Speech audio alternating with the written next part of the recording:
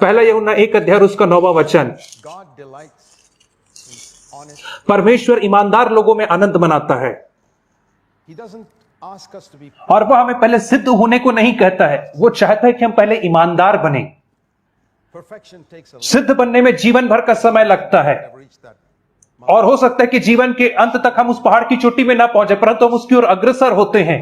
परंतु ईमानदार होने में कितना समय लगता है। और एक वेश्या भी ईमानदार हो सकती है तुरंत, और वो कह सकती कि मैं वेश्या हूं।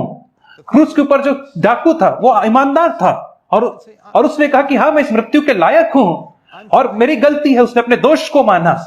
और मैं आपसे कहना चाहता हूं मेरे भाइयों और बहनों, मैं आपसे इसलिए कहना चाहता हूं, बहुत बार ऐसा होता है कि हम परमेश्वर की योजना से इसलिए वंचित रह जाते हैं क्योंकि हम परमेश्वर के सामने पूरी रीति से ईमानदार नहीं होते। जब मैं नास्तिकों के सामने गवाही देता हूं तो मैं उनसे कहता हूं परमेश्वर तुमसे उदास नहीं होगा जब तुम उससे यह कहो कि तुम उसके ऊपर विश्वास नहीं करते हो। वो आपसे उदास नहीं होगा क्योंकि आप उसके सामने ईमानदारी से कह रहे हो कि मैं उस पर विश्वास नहीं कर रहा। इसलिए मैं तुमसे कहता हूं कि तुम जाकर के उसे क्यों ना कह दो हाँ कि मैं तुझ पर विश्वास नहीं करता, परंतु यदि तू है तो तू मेरे ऊपर इन बातों को प्रकाशित कर। और मैं कहता हूं कि प्रभु इन बातों से कभी अपसेट नहीं होगा। जो आप अपनी बातों को उसके सामने कहोगे तो परमेश्वर नहीं चाहता कि आप दिखावा करो, प्रिटेंड करो। वो चाहता है कि आप ईमानदार रहो। जब हम यीशु मसीह की सेवकाई की ओर देखते हैं तो हम पाते हैं उसने अपने चेलों को कहा कि फरीसियों के खमीर से सावधान रहो। उसने पाखंड के विषय में कहा, उसने पाखंड के विषय में सबसे बढ़ करके कहा, बाकी पापों से बढ़कर। यदि मुझे पापों की एक सूची बनानी पड़े तो आप सबसे खराब पाप की सूची में किसे रखेंगे? और आप में से कितने लोग नंबर 1 में इस पाप को रखेंगे? और जो जितना है उससे ज्यादा बढ़ करके आत्मिक दिखाना। मुझे नहीं लगता कि आप इसे अपने लिस्ट के पहले भाग में रखेंगे, परंतु यही तो पाखंड होता है। और इसी के विषय में तो यीशु मसीह अपने शिष्यों को बार बार चेतावनी दे रहा था। इसीलिए तो उसने फरीसियों को कंडेम किया और उनसे कहा कि तुम अपने जितना हो उससे ज्यादा तुम आत्मिक दिखाने की कोशिश करते हो अपने आप को आत्मिक, तो तुम नरक के दंड से कैसे बच सकते हो? फरीसी वे लोग थे जो बाइबल पढ़ते थे, जो आराधनालय में रेगुलरली जाते थे, परंतु यीशु मसीह ने कहा कि मैं अपने नरक के रास्ते में। और मैं आपसे पूछना चाहता हूं, क्या यह संभव है कि आप में से कई लोग जो यहां पे बैठे हैं आप नरक के रास्ते में हैं? और यद्यपि आप इस कलीसिया में आते हैं हर संडे, और आज के दिनों में लोगों को नरक के विषय में सुनने में पसंद नहीं आता है, परंतु आप उस डॉक्टर के विषय में क्या सोचेंगे जिसने आपके स्कैन रिपोर्ट को देखा और जाना कि आपके अंदर कैंसर, परंतु आपको बताया नहीं? तो वो आपका दोस्त नहीं होगा। यीशु मसीह ने सबसे अधिक नरक के विषय में प्रचार किया, बाकी सब लोगों से बढ़ करके। और यह कौन सी बात है? और उसने फरीसियों से क्या कहा जो बात उनको नरक ले जा सकती है, और यह है कि दिखावा करना, उस चीज का दिखावा करना जो वे नहीं थे। यह बहुत गंभीर बात है। परमेश्वर ईमानदार लोगों से प्रेम करता है। और जब वह विचार में पकड़ी गई स्त्री ने इस बात को स्वीकार किया ईमानदारी से, तो यीशु मसीह ने उससे कहा कि मैं तुझे दोष नहीं देता हूं, मैं तुझ पर दंड की आज्ञा नहीं देता, बस तू जा और पाप मत करना। क्रूस के ऊपर का शत्रु, मुझे नहीं पता उसने कितने लोगों की हत्या की होगी, मुझे नहीं पता उसने कितने रुपए चोरी किए होंगे, और उसने कभी माफी मांगने का भी अवसर नहीं मिला। उन लोगों के रिश्तेदारों से जिनकी उसने हत्या की थी, उसे कभी अवसर नहीं मिला कि जिस पैसे को उसने चोरी किया ताकि उसे लौटा सके, और उसके बावजूद भी वो स्वर्ग गया। वो कैसे स्वर्ग गया? क्योंकि वह पूरी रीति से ईमानदार था। वह दूसरे चोर के समान नहीं था जो यीशु मसीह से कह रहा था मुझे इस क्रूस से नीचे उतार, परंतु इस चोर ने कहा मैं तो इस मृत्यु के योग्य हूं, मैं बुरा व्यक्ति हूं और मैं कुछ वर्ष तक जेल में रहने ना के योग्य नहीं हूं, परंतु मैं क्रूस पे चढ़ाए जाने क्योंकि हूं, इसलिए क्योंकि मैं इतना दुष्ट हूं। और यीशु मसीह ने उससे कहा सच में हो तो स्वर्ग ऐसे ही लोगों के लिए तो है जो ईमानदार लोग हैं, अपने पाप के लिए जो ईमानदार रहते हैं। और आज ही तू मेरे साथ स्वर्ग लोक में होगा, तुझे मेरे राज्य के आने तक इंतजार करने की आवश्यकता नहीं है। और तब आप उसके विपरीत व्यक्ति को देखते हैं कि कैसे आदम जो था वो पैराडाइज से बाहर निकाल दिया गया था, जिसे बाइबल के शुरुआत में देखते हैं। एक व्यक्ति जो डिसऑनेस्ट था, बेईमान था। मैं आपको बताना चाहता हूं वो कैसे बेईमान था। परमेश्वर अब्राहम के पास है जब उसने आदम के पास है जब उसने पाप कर दिया था, और उसने पूछा क्या तूने उस पेड़ के फल में से खाया? और यह तो वैसे मल्टीपल चॉइस क्वेश्चन के समान था जो लोगों के सामने एग्जाम में आता है। आपको वहां पे लंबा उत्तर लिखने की आवश्यकता नहीं रहती, आपको या तो हाँ में या तो नहीं में टिक करना होता है।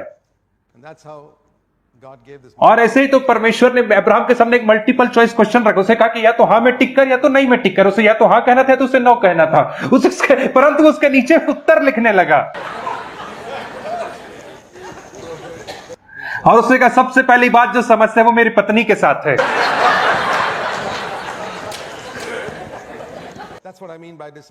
और यही तो मेरा बेईमानी से तात्पर्य है, उसने मुझे यह फल खिलाया। और दूसरी समस्या यह है कि तूने मुझे यह पत्नी दी, इसे मत भूलना।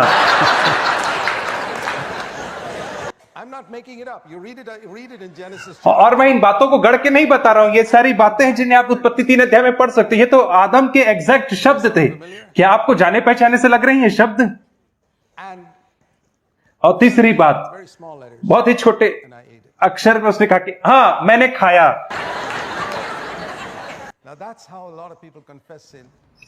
और इसी रीति से तो बहुत सारे लोग पापों का अंगीकार करते हैं, क्योंकि वे दोष को मानना नहीं चाहते हैं। जब आप अपने पापों के दोष को नहीं स्वीकार करना चाहते हैं,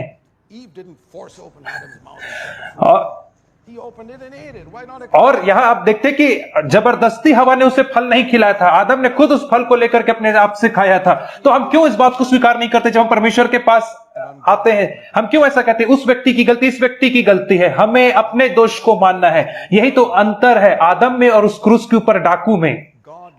परमेश्वर ईमानदार लोगों से प्रेम करता है, जो ईमानदारी से इस बात को स्वीकार करेंगे कि यह मेरी पत्नी की गलती नहीं, मेरे पति की गलती नहीं, यह मेरे पड़ोसी की गलती नहीं, या इसकी गलती नहीं कि मेरे माँ बाप ने मेरे परवरिश गलत रीति से की, परंतु 100% यह मेरी गलती है, मैं इसे स्वीकार करता हूं। और मैं आपसे कहना चाहता हूं कि आप छुटकारे को अनुभव करेंगे अपने जीवन में जब आप इस रीति से इन बातों को स्वीकार करेंगे। और यही बात तो फरीसियों के अंदर इन बातों की कमी थी, और इसी चीज के लिए तो यीशु मसीह ने चेतावनी दी कि और जो वर्ड हिपोक्रिट है वो ग्रीक शब्द से आता है, अर्थात एक्टिंग करना। और यीशु मसीह कह रहा है कि एक्टिंग करने से सावधान रहो। यही तो दूसरा पार्ट है जिसे मैं सीखता हूं कि मुझे परमेश्वर के सामने प्रिटेंड नहीं करना है, एक्टिंग नहीं करना है, परंतु मुझे ईमानदारी से उसके सामने बातों को स्वीकार करना है। आपको पाप को पाप कह करके बुलाना है, और आपको पाप को कुछ डिसेंट नाम से नहीं बुलाना है। यदि आप अपनी आंखों से अभिलाषा करते हैं तो आपको ऐसा नहीं कहना कि मैं परमेश्वर की सुंदरता को निहार रहा था।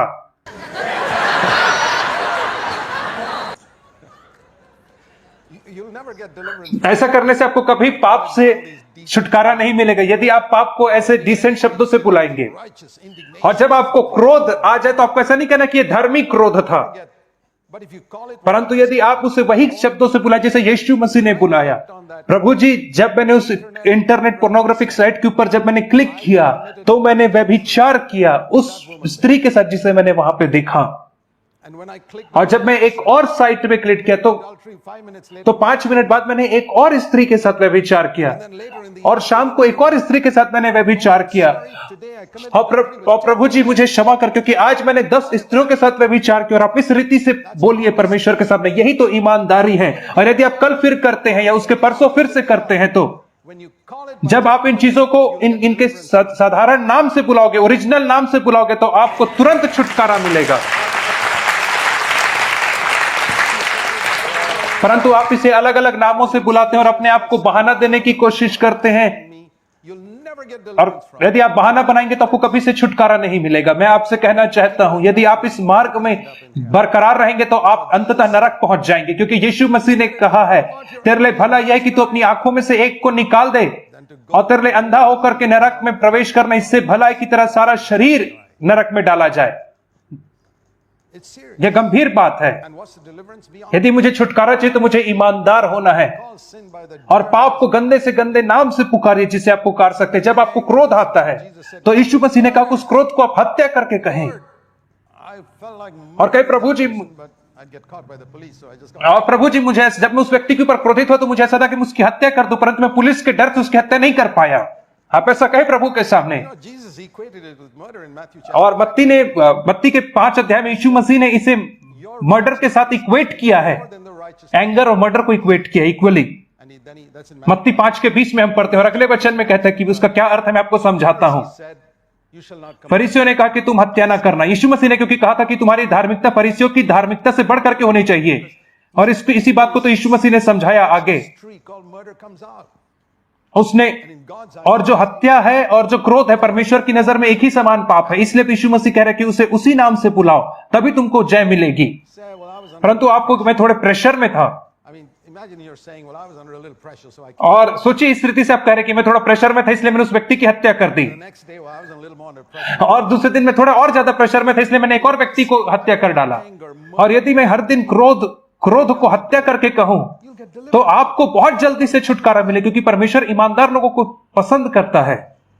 I believe it's मैं विश्वास करता हूं कि पर यह परमेश्वर की इच्छा है, हमें पाप से वह स्वतंत्र करना चाहता है, till we call sin और वह हमें तब तक स्वतंत्र नहीं करेगा जब तक हम पाप को पाप करके नहीं बुलाते हैं। बहुत सारे लोग ऐसे entire sin. जो एंटायर साइंटिफिकेशन नाम के डॉक्ट्रिन की शिक्षा देते हैं, ये बाइबल आधारित डॉक्ट्रिन नहीं है, The sin nature is eradicated. जहां पे वे बताते हैं कि आपके अंदर से जो पाप का स्वभाव है वो मिट गया और आप फिर कभी पाप नहीं कर पाते हैं। और आपको पता है इन लोगों के साथ क्या हुआ, जिन लोगों ने इस बातों को प्रचार करना चालू किया, Doing certain things, their conscience troubled और वे कुछ चीजों को करते थे जो उनका विवेक चोटिल करता था, according to their belief. और उन्हें नहीं पता था कि वे क्या करें, क्योंकि उन्होंने पहले ही कह दिया था कि हम पाप से स्वतंत्र हो चुके हैं, इसलिए उन्होंने पाप को गलती कहना आरंभ कर दिया। Now the tragedy और उसके साथ समस्या यह है कि यीशु मसीह का जो लहू है वो मिस्टेक्स को, गलतियों को शुद्ध नहीं करता, वो केवल पाप को शुद्ध करता है। यदि आप उसे गलती कहेंगे तो वो परमेश्वर का लहू उसे शुद्ध नहीं करेगा, यीशु का लहू। आप उसे पाप कहेंगे तभी वो शुद्ध करेगा, इसलिए आप उससे पाप कहेंगे। यदि आप ज्योति में चलते हैं, पहला यूहन्ना 1:7 में वो क्या कहता है, यदि हम ज्योति में चलें जैसा वह परमेश्वर ज्योति में है, तो हम एक दूसरे के साथ सहभागिता रखते हैं, और उसके पुत्र यीशु का लहू हमें सब पापों से शुद्ध करता है। there's a verse also in Proverbs 20. और नीति वचन 28:13 में भी एक वचन पाया जाता है, He who जो अपने अपराध को ढांप लेता है will not, उसका कल्याण नहीं होता है, but he who confesses परंतु जो उनको मान लेता है और छोड़ देता है, ईमानदारी से उन्हें स्वीकार कर लेता है, उस पर दया की जाएगी। Let me show you another verse in Matthew. और मत्ती 21 में मैं आपको एक और वचन दिखाऊंगा, ये अद्भुत वचन है। Imagine getting और कल्पना करिए in a church. ऐसी कलीसिया में उठना, The synagogues were like, they were the holiest, the groups. क्योंकि जो आराधनालय थे यीशु मसीह के दिनों में, जहां पे True scriptures were expounded. जहां पे सच्चे वचनों की व्याख्या दी जाती थी, The ones who had the और उन्हीं लोगों के पास तो पुरानी वाचा के नियम थे, पुराना नियम था। और यहाँ पे फरीसी थे जो लगातार वचनों का अध्ययन करते थे, वे सच्चे परमेश्वर की आराधना करते थे, उनके मध्य में कोई मूर्ति पूजा नहीं थी, और वे 10 आज्ञा के ऊपर विश्वास करते थे। और यीशु मसीह इन लोगों की ओर देख करके कहता है मत्ती 21:31 वचन में, और उस वचन के अंतिम भाग में वो कहता है, the tax मैं तुमसे सच कहता हूं, biggest crooks और जो महसूल लेने वाले थे उस समय के सबसे धूर्त लोग थे, और वेश्याएं, into the kingdom of महसूल लेने वाले वेश्याएं तुमसे पहले परमेश्वर के राज्य में प्रवेश करते। यदि आप इसे देखना चाहें कि कितना शॉकिंग है get up here and say ये आप कल्पना करें, यीशु मसीह यहाँ पे खड़े होकर के हमारे सामने कह रहा है, and prostitutes will get into God's kingdom before you. और यीशु मसीह हमसे कहे कि तुमसे पहले वेश्याएं और टैक्स कलेक्टर लोग, महसूल लेने वाले परमेश्वर के राज्य में प्रवेश करेंगे। और ये वैसा ही सुनाई दिया जब यीशु मसीह ने उस आराधनालय में ऐसा कहा। Tax collectors, और वेश्या के पास और महसूल लेने वालों के पास क्या था जो इन पवित्र लोगों के पास, जो बाइबल पढ़ते थे, जो उनके पास नहीं था? उनके पास ईमानदारी थी। the harlot would say, वेश्या ईमानदारी से कहते थे, मैं वेश्या हूं, यही तो मैं जीविका के लिए करती हूं। collector would say, of course I cheat. और महसूल लेने वाला कहता था कि हाँ, मैं लोगों को धोखा देता हूं, सब महसूल लेने वाले ऐसा करते हैं। इन लोगों के अंदर ईमानदारी थी।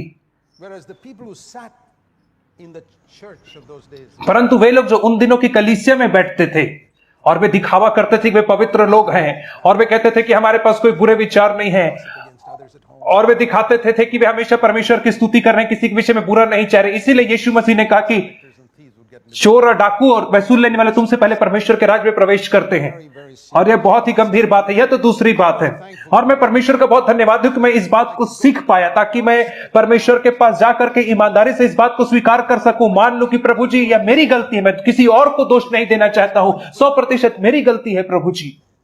ऐसे ही लोग पाप से स्वतंत्र हो पाते हैं बहुत जल्दी ही। और यह तो मेरे लिए पहला कदम होता है पाप से स्वतंत्रता की ओर जाने में, Conscious. कॉन्शियस सिन के ऊपर, जो मेरे जान पहचान के पाप हैं।